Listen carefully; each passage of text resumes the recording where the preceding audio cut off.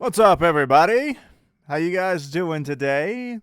It is, as of the time of this recording, because I always have to say that, Tuesday, September 21st. So I think tomorrow is the first day of fall, I believe.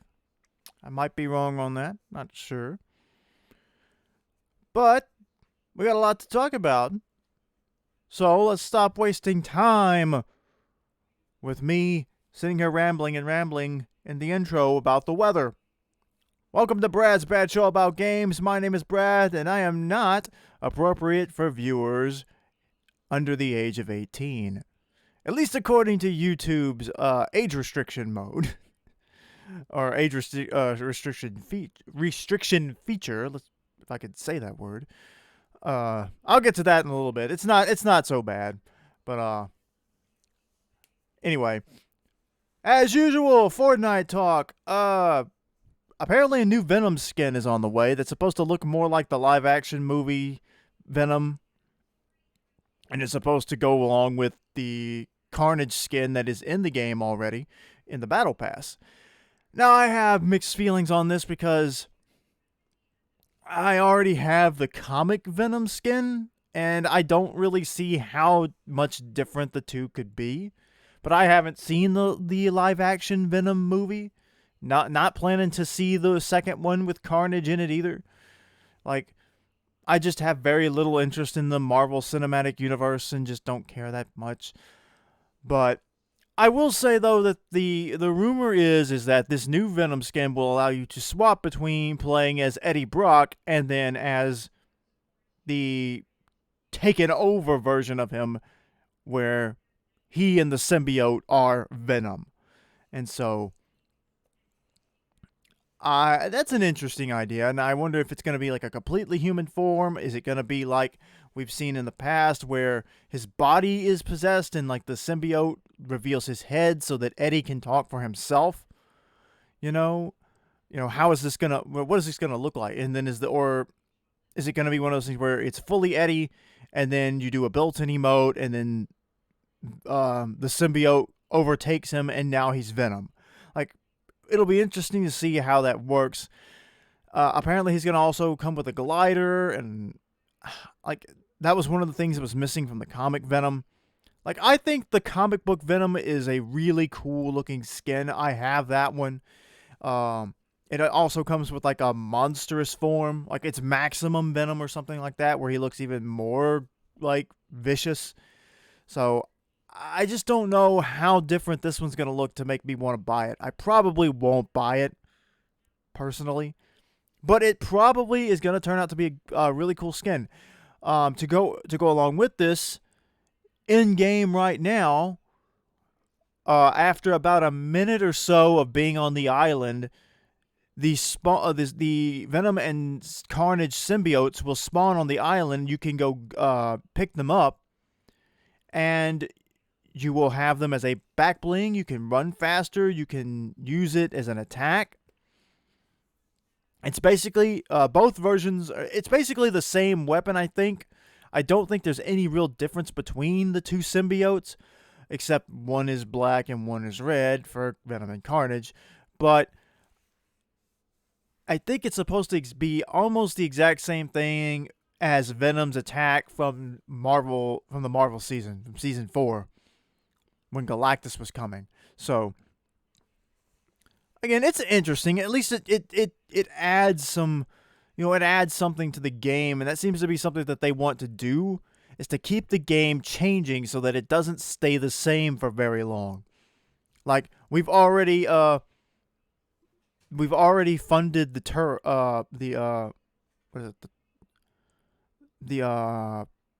first level of guns. And apparently the next thing we're going to have to do, and this is all from like JB Chimpansky. I realized I had been saying his name wrong. I thought it was Chimpansky for some reason. It's Chimpansky. So anyway, just to get that out of the way. The next thing that that gamers can fund in this will be a choice between the Shockwave launcher or the Rift-to-Go. So how you want to travel around the island is up for grabs now. Apparently, though, this morning there's some issues, and both items are showing up in the chests and in the loot. So they'll probably want to fix that.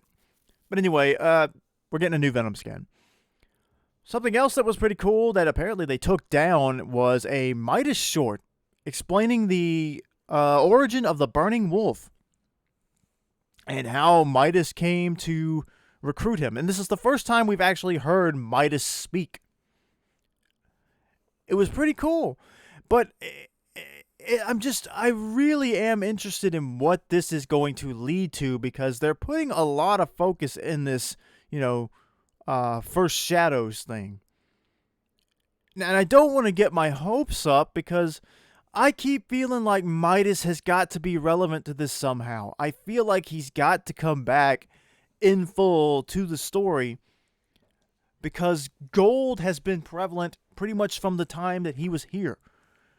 From season 2, there's been some reference to Midas or gold or whatever in the game. Anyway, this short was pretty cool. It's very different as an art style. I'm surprised though why there's been no reason there's been no explanation for why they took it down. It was on their YouTube channel, it was on Twitter, but it gave us a little bit of a backstory. It's basically just Midas talking up Burning Wolf and why he's so cool and why he recruited him.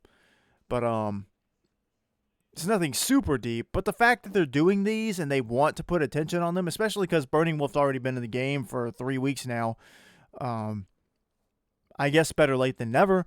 But we're getting close to the end of the month. It's almost time for Chaos Origins to come out. What will we know about him?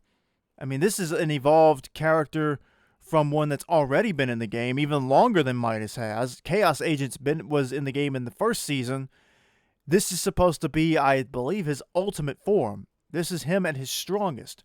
And the interesting thing here about Chaos Agent is, of course, that the symbol for Shadow is Chaos Agent's mask.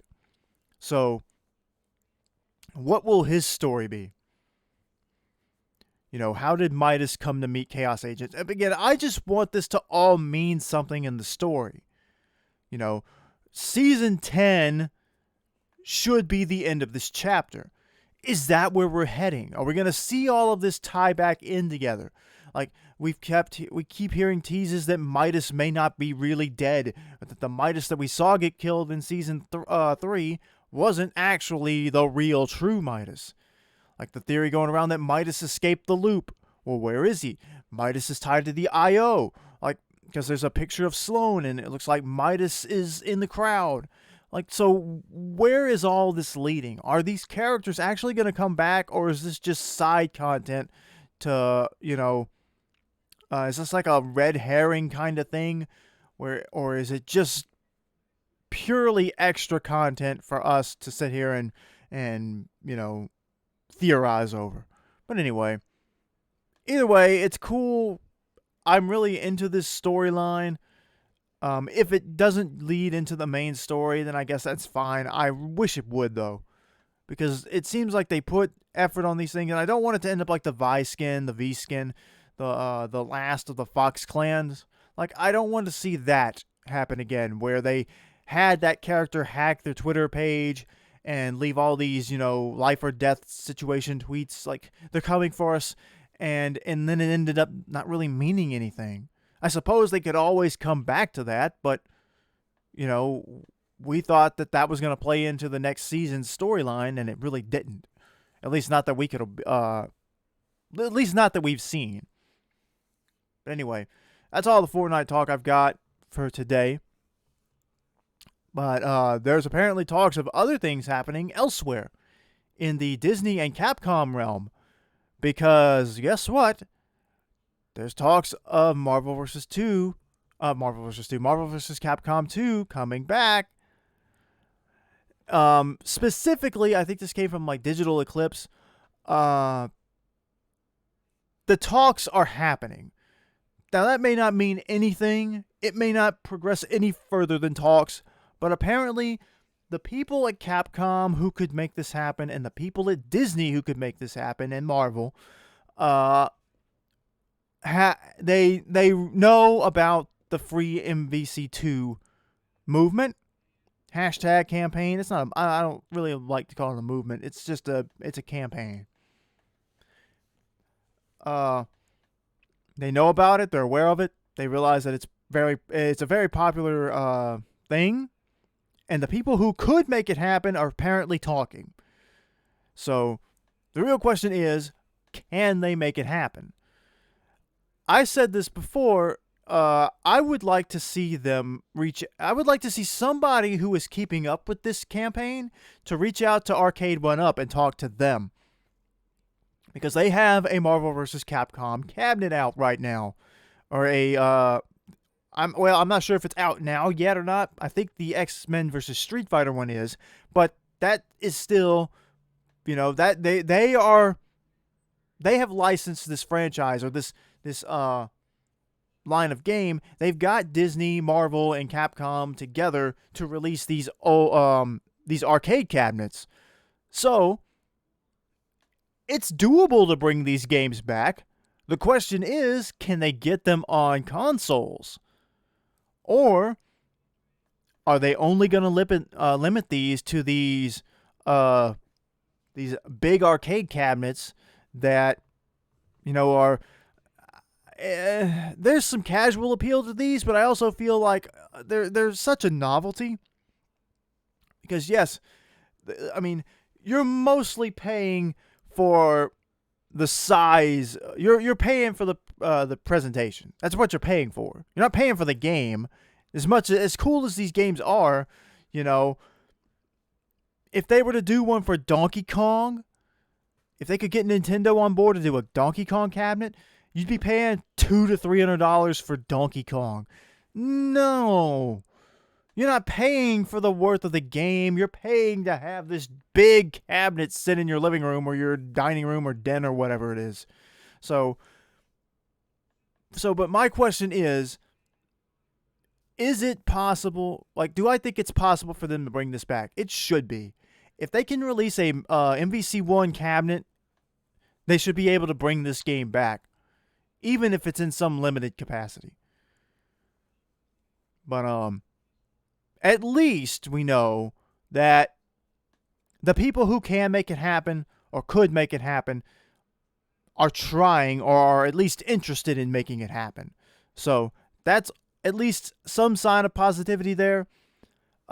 Street Fighter V has been doing a lot of MVC costumes lately. The most recent one was Cyber Akuma and Ruby Heart. So they're referencing stuff. Now, of course, I saw Maximilian's reaction to this, and he was like, these skins and these alternate costumes and stuff, they take months and months to plan out. So it's not, they didn't see this thing start a few weeks ago and then make these costumes to throw out to reference to people. No, it's just a coincidence. But it at least lets you know that they know people haven't forgotten about this series, and that people do really like the MVC games. And who knows, maybe this will eventually all lead to a brand new MVC game. I would love that. But anyway, at least those things are happening. Other talks also apparently have been pretty successful, though, for Capcom and Disney, as Disney is going to be releasing a new retro game collection that will be an expansion of the original one that they released, I think it was in 2019, that had the Aladdin game and the Lion King game. And there were various versions of those two games, but people were specifically kind of upset that of the particular Aladdin game that was in that collection. This new collection will be much more better received. Specifically, what people wanted was the Capcom Aladdin game from the Super Nintendo. Well, guess what? You're going to get it in this new collection. And I'm assuming that this Jungle Book game is also going to be the Super Nintendo one because I had both of those games. I had the Capcom Aladdin. I don't know who made the Jungle Book game. There's some kind of Jungle Book game on Steam that you can't get anymore. I've looked at the page and the sprite from Mowgli is almost, I think it's exactly like the sprite that they used in the Super Nintendo game, but I don't know. It looked like an entirely different game though. So who knows what was up with that? But this new collection will have Capcom's Aladdin game in it. So you'll have several more games to play at this. Now the big question is, if you bought the first collection, will you just get DLC for it to add all these games, or is this going to be a standalone thing? Because that may or may not determine who all will buy this. You know, I'm hoping they'll lean more towards, if you bought the first one, despite how bare bones it was, you'll get it. You'll get the rest of the games for free. That's what I'm hoping. I don't expect that, but, you know, I guess it's not, it couldn't hurt to hope. But, yeah, if you were looking for Aladdin, if you were looking for the Super Nintendo Aladdin game, you're going to get it. I've played that before on stream. I finished that on a Twitch stream like a while back. It's not a very long game, but I wouldn't mind playing it again and putting it on YouTube. That old stream probably is on YouTube.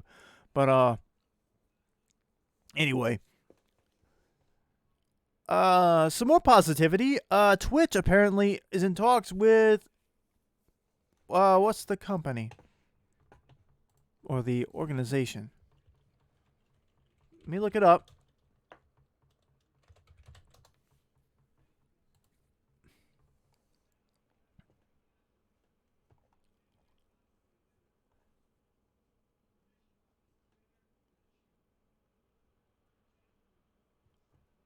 I'll have to find it on my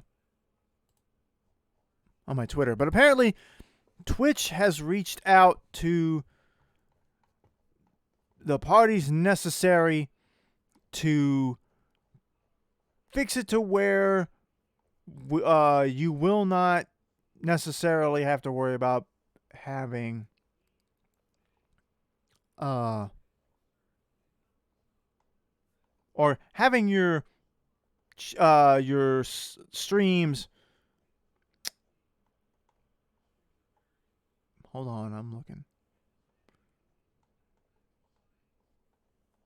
Did I not retweet it? Might not have. I sure thought I did, though. Well, it sucks. I'm missing my, missing something I wanted to reference. Anyway,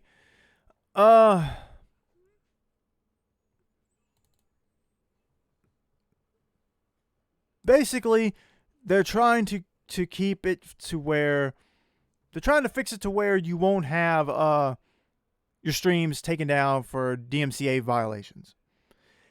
And that is something that has been needed to happen for so long. Like, as big as Twitch got, and all these people were getting popped for these violations where somebody heard a song in the background or whatever, or how so many of these big games now that get all the media attention have these copyrighted songs in them, that you're forced to do like what I talked about last time, where you have to turn the music completely down and it affects your experience.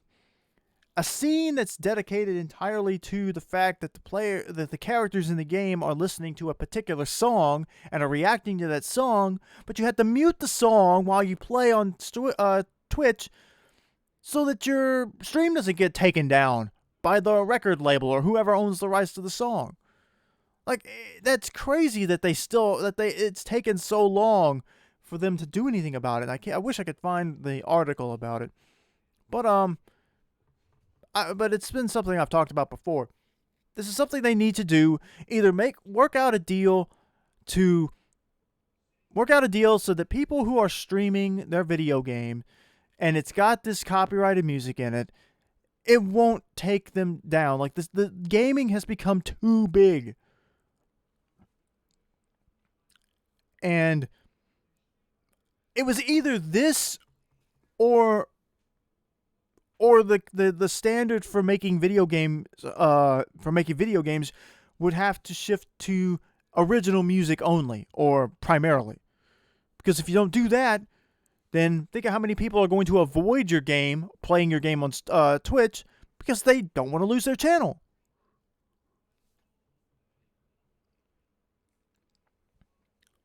But granted, in some of those cases, I figure these bigger profile games that do use the licensed music probably are already making, tons of money. They're probably not worried about whether a Twitch streamer plays their game or not. Their money's made already. So, at the very least, this should help people.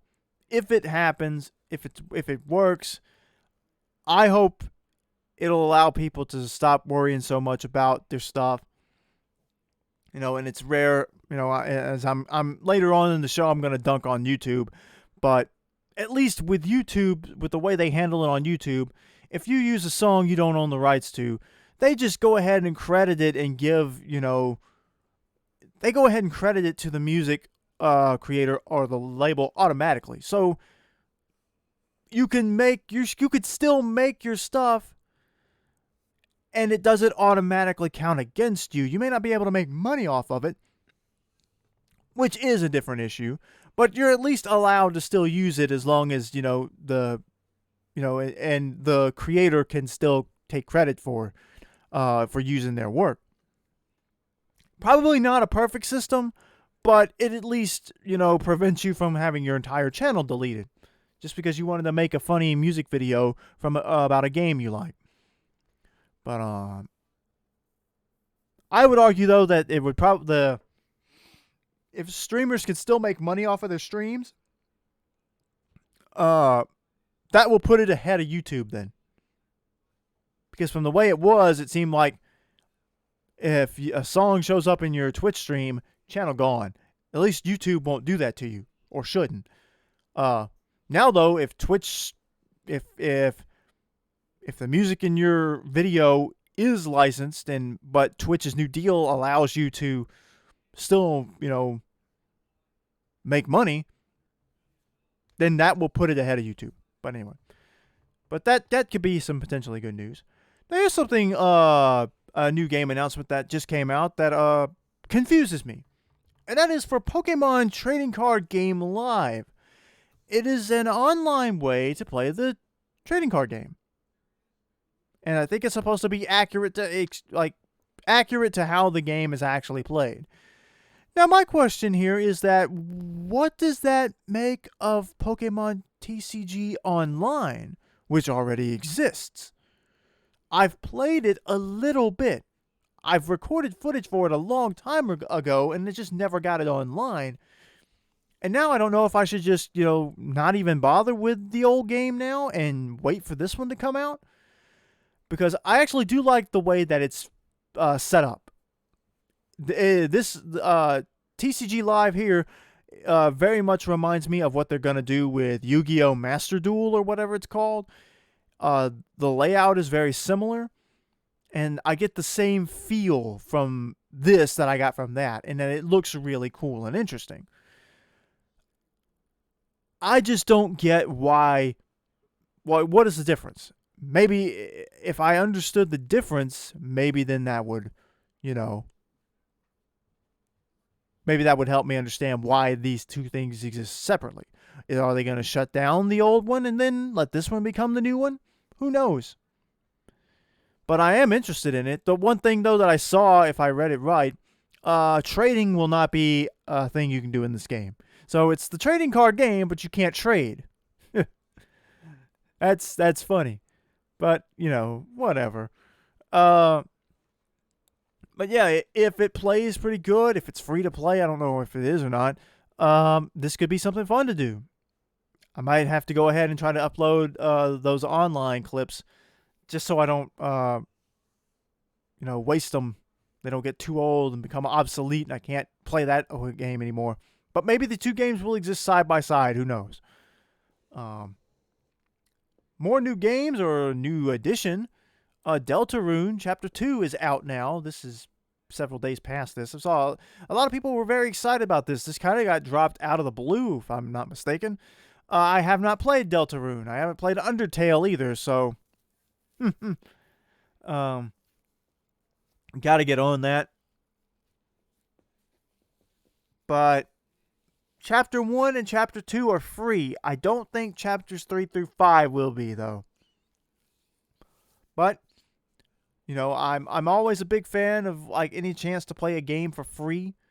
So, here you go. If you like Undertale, if you like Deltarune, you got some more content. Don't really know what else to say about. Oh, excuse me. Got a yawn. Gotta wake up. But yeah, if you're a big fan of these games, here you go. You got some more content to play with.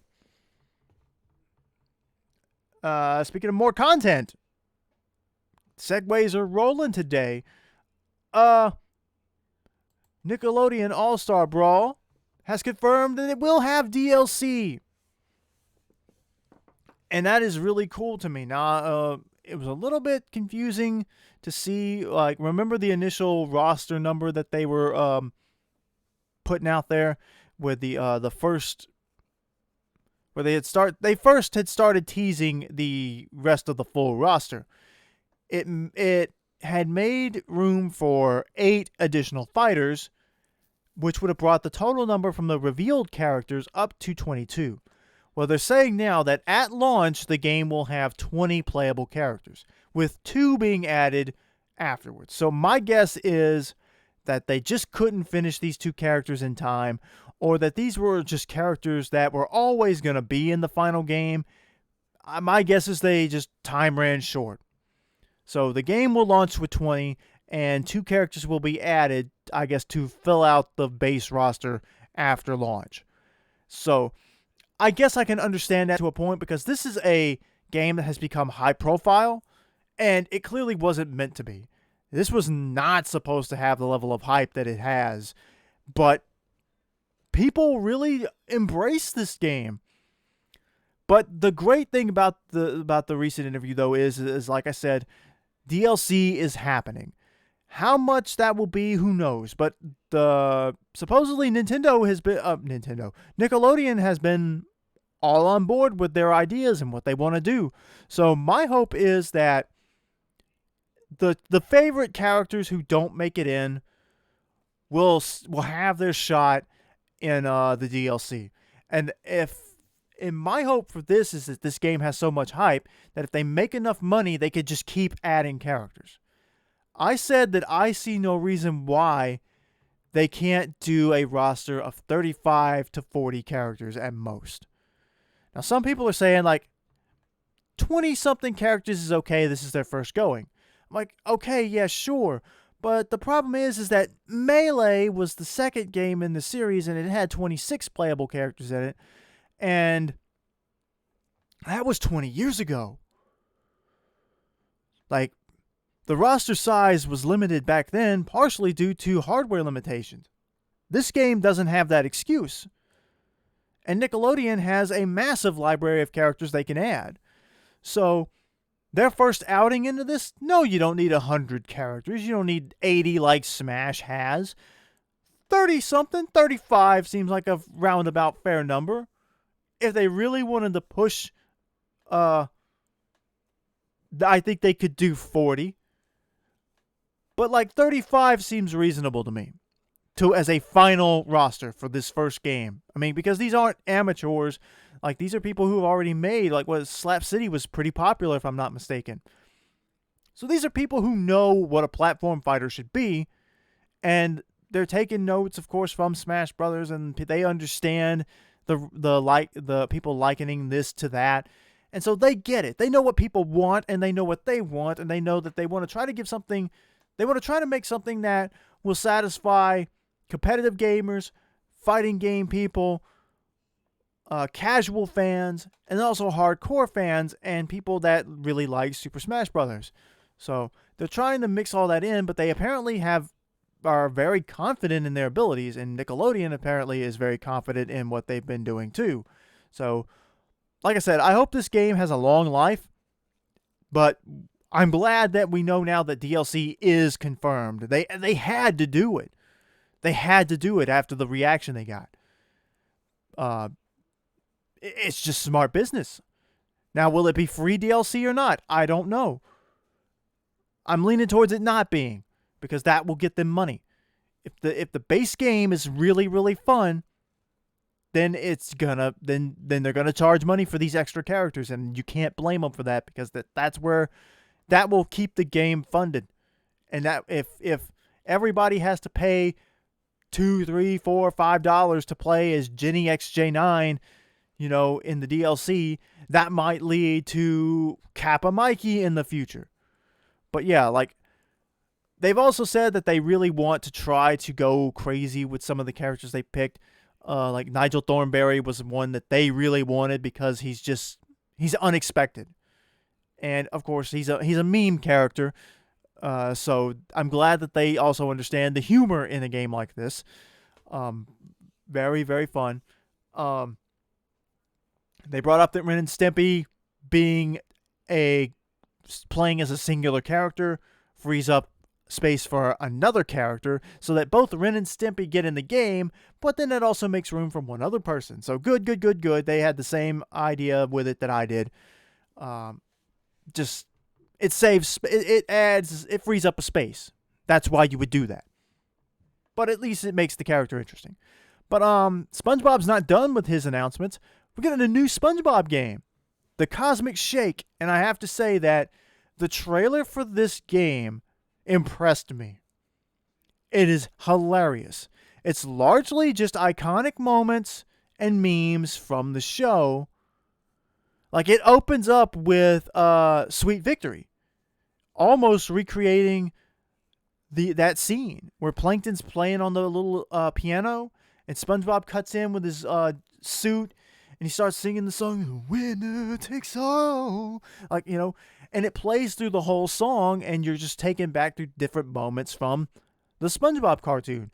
You see him riding on Mystery the Seahorse, where he takes off his hat and his flowing hair before he has long flowing hair like he did in that fantasy that he had in that episode, and he goes through these different portals, and the trailer ends with Mrs. Puff playing the solo from the song, and it's like 15 seconds, maybe 10 to 15 seconds of just Mrs. Puff with the final scene. Nobody's moving. The game title's there. It's telling like on Switch, PlayStation 4, and everything. And Mrs. Puff's solo just keeps going and going and going, and she keeps bumping into stuff and falling down on the ground. It's really funny. If you haven't seen that, go see it. But yeah, I'm already interested in this game, and it's made me want to go back and finish Battle for Bikini Bottom. I haven't played that game in a while, but seeing this trailer really made me want to go back and finish Battle for Bikini Bottom, so that when this comes out, I can play it. Very impressive. Very cool to see more SpongeBob stuff come out. I hope this game is as fun and funny as it looks. And it's not just a collection of memes, but if it is, you know what? Who cares at this point? SpongeBob game. If it's fun to play, that's all that matters. But now let's get into some of the more controversial stuff. Especially the thing that I was referencing earlier. So, on this channel, I have it set to not for kids, because I don't want my YouTube channel taken down, because YouTube was the one who violated the law in terms of collecting data on underage users, and then they got sued for like $100 million, and then they decided that, okay, so that we don't get in trouble anymore, we'll just change our terms of service to say that if you don't specifically, the users, specify the audience that your videos are intended for, then we'll hold you accountable for our system collecting data on underage users. So we're passing the buck, and there's nothing you can do about it. if you want to use this service. Well, that's low down and really crappy. Uh, but anyway, so what happened is I play some games on this channel that are not meant for younger kids. Most of them probably are in the teen range. They have some content that you small children shouldn't see, but I also have games like No More Heroes on this channel that are for 17 years and older. Not quite adult only, but definitely not for younger kids and younger teens. Although I would argue that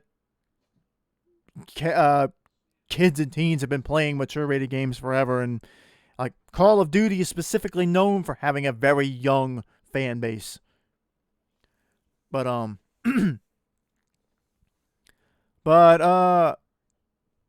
for the year and a half I've been uploading content to YouTube regularly, none of my videos have ever been flagged as being, having been restricted for people under the or restricted from people under the age of 18. Until the other day, when the very last video I have recorded for SNK Heroines Tag Team Frenzy got age restricted.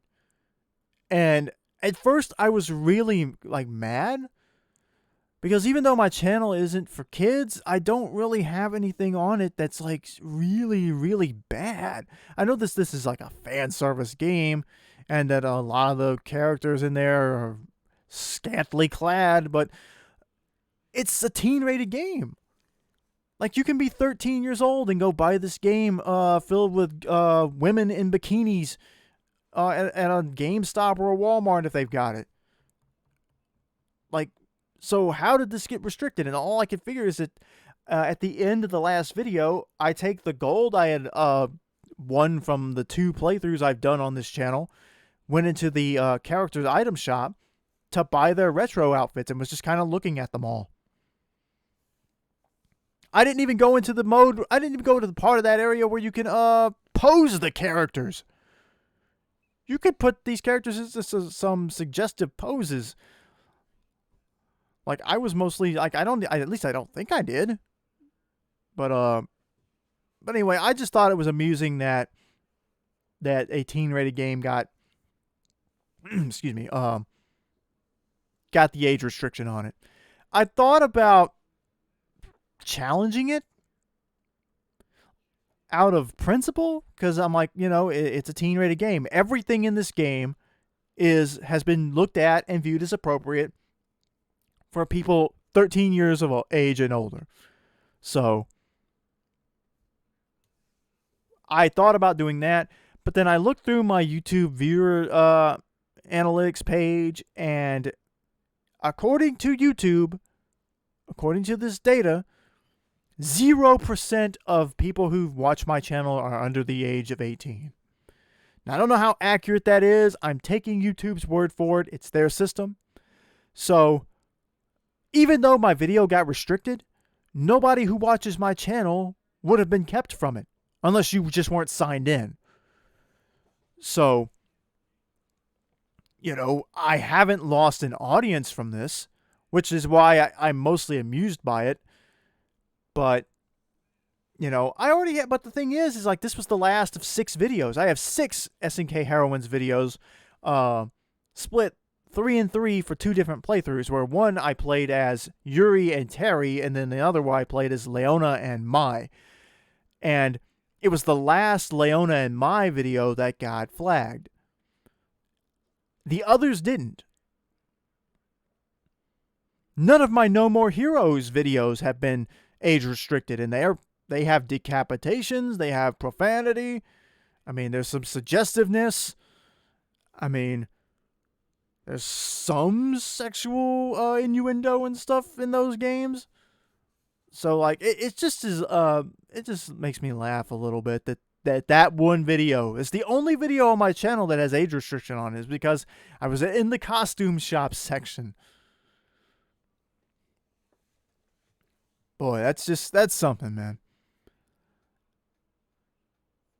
But also, I think this also just highlights just how weird YouTube's like child-friendly system is supposed to work. Because I've seen people point out that there are like the fact that YouTube Kids and YouTube are not actually entirely separate things. They're interwoven into one another. And like people still point out how there will be original SpongeBob animations that people will put up for an adult audience where they're really violent and really gory, but it's from somebody who likes SpongeBob and just wanted to do their own sort of thing with it. And they put it on YouTube, and YouTube flags it for kids because it's SpongeBob. Not because it's not flagging it for adults because it's violent. It's, oh, this has SpongeBob in it. It's a reference to SpongeBob. It's for kids. And that's why the system is not going to work. But, and then there's a whole thing to do with, like, YouTube's ads. I saw there's some YouTube reviewer who reviews cartoons and stuff, and apparently he made a whole video about how ads on YouTube are overly sexual, even though the content is not supposed, you're not supposed to be allowed to have overly sexual content on YouTube, except in, like, very specific situations. But their ads can get very horny. And they've shown some of the ads in it too. Or some are very dark. But anyway, I just thought this was amusing. I'm probably not going to challenge it again. I'm not going to lose viewers. Surprisingly enough, it's been a day or so since I checked it. It probably hasn't changed much. But my biggest audience or of people who watch my videos apparently is women 25 to 34 years old, make up 26.5% of the people who view my channel. That surprises me a little bit, but then again, that just leads into the idea that, hey, women like video games, women like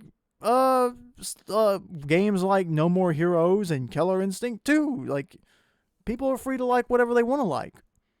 I just was kind of expecting my channel, since just to go in that direction, but or to go towards a more male heavy thing. But I'm glad that it's not like that. I'm glad to see, I'm glad that stereotype gets broken, that like women don't. Women aren't gamers. That the vast majority of people, like, no. Like, I don't have a very large audience. I'm a very small YouTube channel in the grand scheme of things. But even on my small channel, like the overall audience skews, like, for my channel is my viewers overall, all age groups combined, says that like 51 to 52% of my audience or my viewers are female or women, and 48 to 49% are men. So almost split down the middle. So I'm actually fine with that. I don't mind that. I want anyone who likes the stuff that I play and and enjoys listening to me talk and rant and stuff to watch it. This is, that's why I made this channel. I want it to be for anybody. But like I said, I'm glad that, I'm glad to see that, I'm glad to be surprised by that. I don't feel like I don't want to be, I'm not of the mindset that like women would never like violent games or even sexy games. I've seen plenty of women say that they like that. Even they get into like SNK Heroines and Dead or Alive or some of the sexier games, the fan service games. Like, they're fine. Women play those too. So again, if you like my stuff, then doesn't matter who you are. Like, that's what this channel's for. We're here to celebrate games for all gamers, for everyone to get together and say, hey, these are fun. That's what every game channel should be about. But something else that came up that I've seen floating around in the news and haven't really taken the time to look into it until like last night but China is apparently regulating how much online video games you could play, and they're making it down to where if you are under the age of 18, you can only play online video games for 3 hours a week. Think about that, a week. And the idea is that they want to reduce mental and physical health issues with their youth.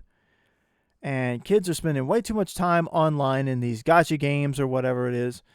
And they're not out doing enough. Now, I think to some extent, there is an argument to be made that, yes, gacha games and online games, especially the ones like, and yes, as much as I love it, Fortnite, where you have to buy characters, that is a very, very expensive hobby. Or at the very least, even if it's not incredibly expensive, it still eats up your money. Because every little collab, you feel like you've got to make a decision on. Like, if you feel like you miss out, like I said, like talking about the Venom skin earlier. If you don't buy the skin, you feel like you miss out on something.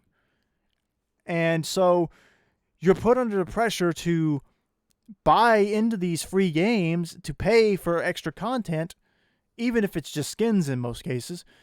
But it's treated like gambling over there, and I'm not entirely sure I agree with that, but it's not completely off.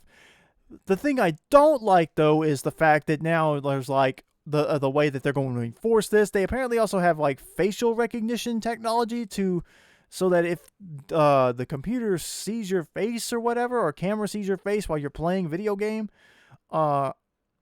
they can deduce whether or not through the technology whether you're under the age of 18 or not, and I guess block you from your game. Like, that's terrifying. And also, you have to register online under your real name to play these games, so that you can't be like 13 and get around it. Or I'd assume you'd face massive legal trouble. So, a lot of restrictions of freedom there. 3 hours for a week for online games. I think that the offline games don't apply. I'm not entirely sure about that. But think about that, though. 3 hours a week. Do the math there, where you split 3 hours over 7 days. I think it used to be that you could play for an hour and a half every day, or something like that, or I can't remember what it was. It was something to do with like Fridays, Saturdays, and Sundays, and on holidays you could play as long as you wanted to or something. But 3 hours a week. That's less than an hour a day. Wait, hang on, no, wait. I got so much going on in my head. 3 hours divided into 6 days would be 30 minutes a day. And so you add a whole nother day, that's even less time. So you have less than 30 minutes a day to play online video games. So your best bet would be to save up and play all 3 hours in one day. But like, for me, which I'm way older than 18, so this wouldn't affect me, I guess. I'm not sure what the rule is for adults, but I usually record Fortnite videos like an hour to an hour and a half's worth of footage, and then trim them down for my 5 minutes of Fortnite videos. So that would be 1 or 2 videos that you could record in a week, or maybe 3 if you can get lucky. I don't know, which it just depends on how focused I am at the time.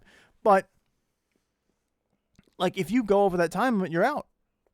Can't work on it anymore for the week.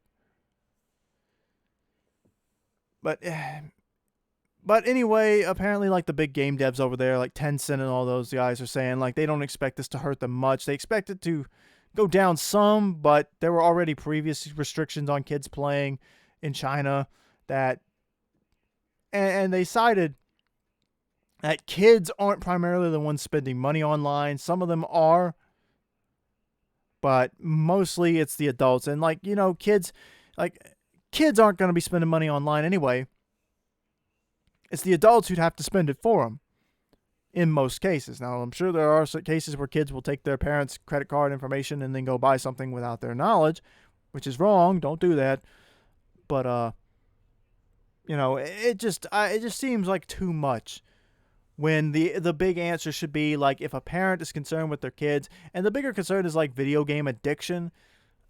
I don't know if it's so much of that. I think that's like the political thing that they say. Hey, we're worried about video game addiction. No, you're worried about people not wanting to go work in a factory their whole lives, and that people would rather play video games than, go do something that makes them miserable.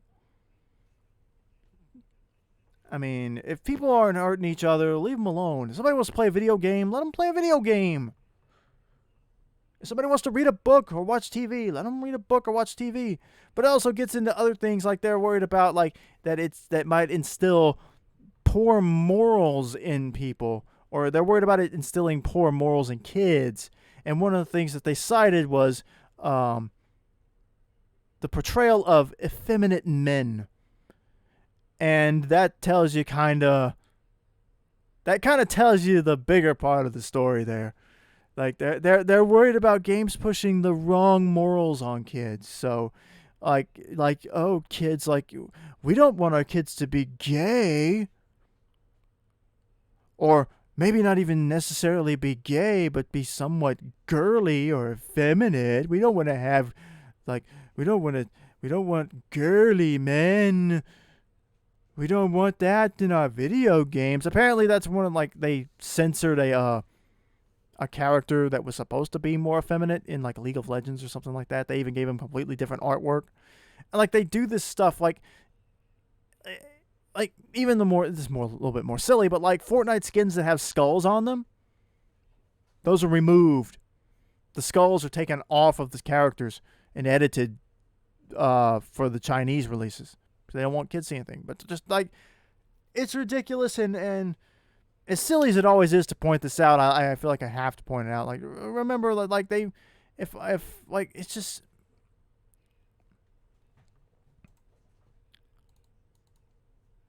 hang on.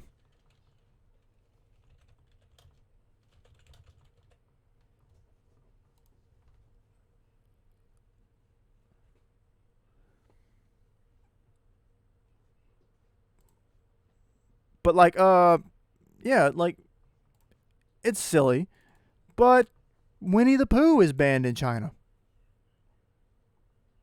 because somebody said that their leader looked like Winnie the Pooh. And so now you cannot post or draw Winnie the Pooh in China. That's silly.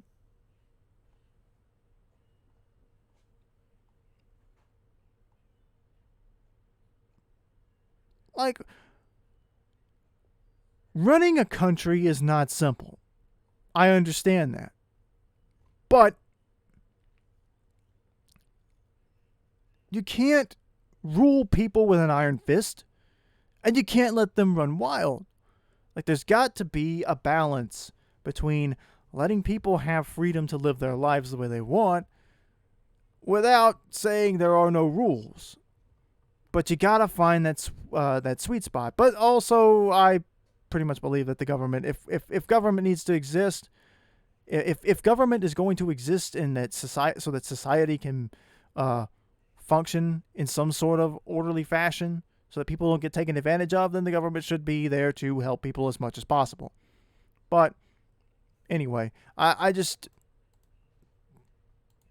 video game ban 3 hours a week. I guess, though, if you could play something offline, then you're saved. But I don't know. Like, it's just like, we're worried about like I said, they're worried about. Like I said, there's some valid points to wondering if kids are getting bullied online for games and stuff, or maybe they're spending too much time online. Maybe they're being too and like there is valid criticism of like these gacha games and all. But like when you add in the stuff like we don't want the feminine men. We don't want feminine men. They can't protect us. Like, get out of here. Shut up.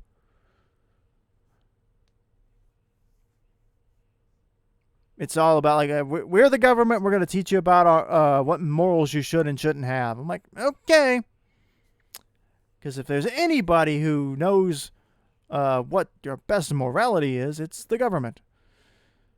But anyway, last thing we'll talk about is side quest, this thing that came out yesterday, the latest chapter of Dragon Ball Super manga, chapter 76. We see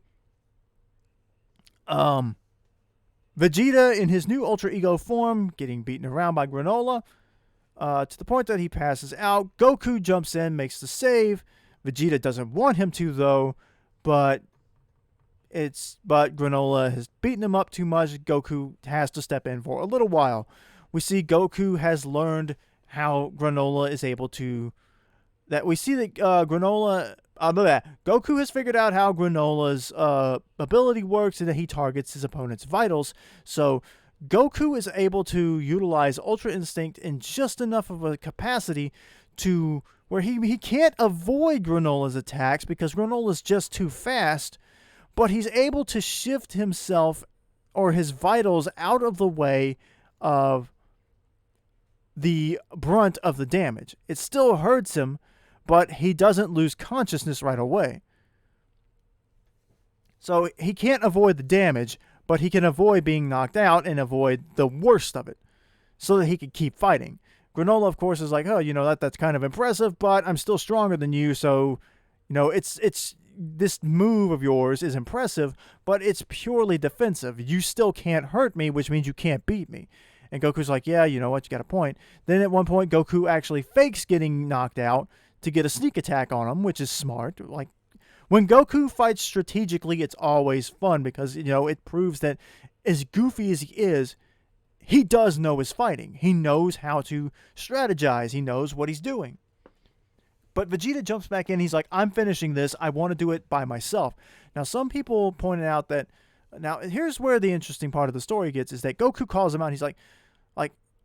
And Vegeta starts going on his stick again about, I'd rather die than join with you. And Goku's like, what is your deal? We're fighting this guy who's beating both of us. You're using a god form, I'm using a god form. We're supposed to be using the two most powerful techniques in the universe. This guy is, destroying us, and you're pulling this now? He's like, what's the deal? He's like, this is an old thing between me and you. Why now? But Vegeta's like, I only ever agreed to fight alongside with you whenever we had to protect something. I understood that it was a necessity then. But now, this guy's not evil. He's out for revenge. It's a personal vendetta between you and me and Frieza. We're the only people he's after. He's not going to harm any innocent people. He's not out to conquer planets or anything. He just wants to get revenge for his people. So, us fighting together, we have no real moral reason to fight together because this is a personal grudge. He's like, so I'm testing myself and my abilities. I want this. Let me have it. And so this is a cool moment for Vegeta. And some people say, he's reverting back to old Vegeta again. It's this whole thing. No, there was a purpose for it this time. It's not just him being, I'm not working with you, for the sake of doing it, and that being his only character trait. No, he's doing it to goad Granola into... he's trying to get Granola to realize that revenge is not ever going to work. The path of revenge will only ever lead to more misery. And ultimately, he seems to be putting him in the idea and trying to force him into a situation where he realizes that he has become the monster that he's trying to eliminate. And we see that visually when Granola slams Vegeta, I think, into the Shigarian city or whatever. And a building crumbles and Granola gets an eyeful of a Shigarian mother and her baby cowering in fear of them and Granola's power, where he flashes back to his own mother and himself in the church as the Saiyans were destroying their planet. But Granola still is determined to finish Vegeta off, and at this point he now realizes that, I can't do it. I've sacrificed everything. I will avenge my people, my mother. I will finish off you dirty Saiyans and Frieza. He said, I'm going to end you and myself here now. Because, like, Vegeta had managed to get under his Granola's skin so much that Granola was just going to just basically use an attack and sacrifice himself to destroy Vegeta right then and there. And I guess Goku, too, because Goku was more or less right there with him. But Vegeta regrets that he wasn't able to completely master the Ultra Ego form. He says partially because he's not ruthless anymore. It's like, because Vegeta has abandoned his old lifestyle, he can't tap into the full ruthlessness of the Ultra Ego form. So he's not able to just destroy everything around him without care. It's because he cares about things now. And he wants things to be better. So he's trying to teach Granola a lesson as opposed to actually defeat him. So it looks like he doesn't want to kill Granola. He's trying to teach him a lesson. But the problem is Granola's still stronger than him. But anyway, Granola's old buddy Oatmeal, who I'm still guessing is an AI, brings their ship with Monaito, the Elder Namekian, over. And they see Granola, and we find out that Monaito had been lying to Granola, or had kept a secret from Granola his whole life, that actually the person who saved them on the day that the Saiyans invaded was a Saiyan by the name of Bardock. So, big twist. Oh, we see Monaito actually does recognize Goku. Well, he doesn't recognize Goku, but he acknowledges that Goku looks like Bardock. And I guess at first he thinks that it is Bardock. But, so this is very interesting, all these old stories tying together.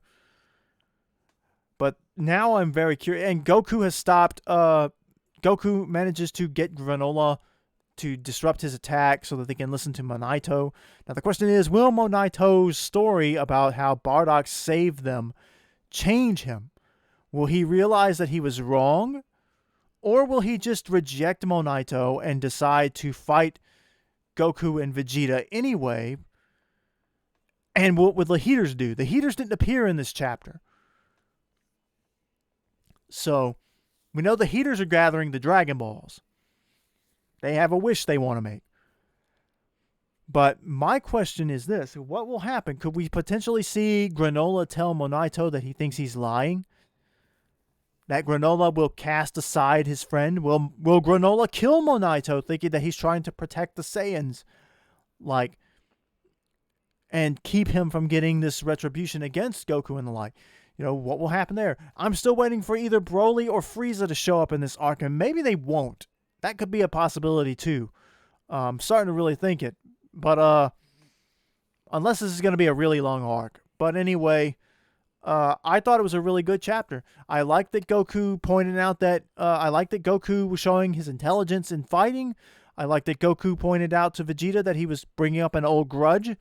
That, hey, I thought we put this behind us long ago. And Vegeta sort of, is no, of course not. But in reality, yes, he still wants to surpass Goku, but it's not coming from the same place anymore. He's mostly content with where he is.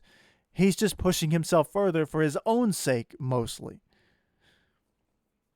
But, Vegeta again acknowledges this very much seems to be like a rehash of Majin Vegeta, but there's some very key differences. Majin Vegeta was strictly there for Goku, for Vegeta to be able to fight on even terms with Goku. That was it. And Vegeta even killed people in that form to attempt to convince himself that he had abandoned everything he cared about just to get this one last fight with Goku.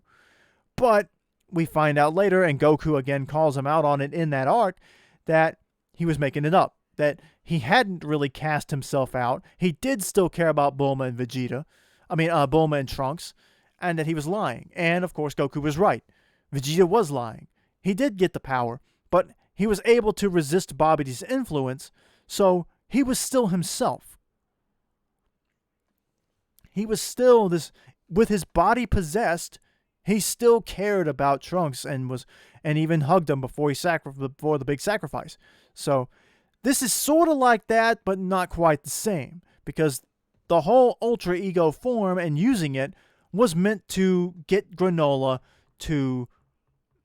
It was all a strategy on Vegeta's part to, one, test himself and how far he'd come, but also to try to trick Granola into realizing that chasing revenge will only make you into the monster that you seek to eliminate.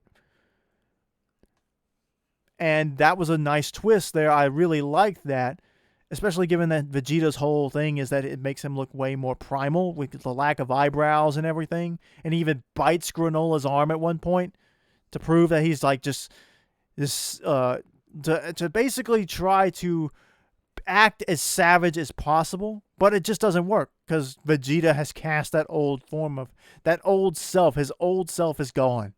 Now he's Family Man Vegeta. He's not Prince Vegeta, the Saiyan Prince Vegeta anymore. He's the guy who married Bulma and had a son and took him to the amusement park.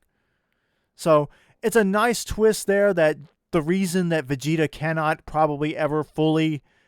Vegeta will never be able to fully tap into this new form because he's not able to completely throw away who he is. So that's an interesting storyline, and hopefully we'll see more of that as the chapters go. But I'm really interested to see now exactly how Bardock works into this story. I don't care that like he's good because we've already established now that he and Gane were pretty much the two exemptions in Saiyans, that Gane even were sort of rubbed off on him. So it's too late now for Bardock to not be bad. He's not the OVA Bardock. It's already been established. So let's ease up on that outrage there, DB fans. Anyway, that's all I got for you today. Hopefully we'll have some more things to talk about next time. Hopefully a lot more positive, fun things, which we had some in this one. Oh yeah, Nickelodeon All-Star Brawl out October 5th. I don't know if we talked about that yet, but that's less than 3 weeks away. It is close, and there's still 5 more characters to reveal. 2 if you count Aang and Korra. They've already been revealed just through the box art. But things are looking up. Got a lot of cool things on the horizon. Thanks for watching. Hope you enjoyed it. I went over an hour. I'm sorry. But please like and subscribe and all that stuff, and we'll see you next time. Bye-bye.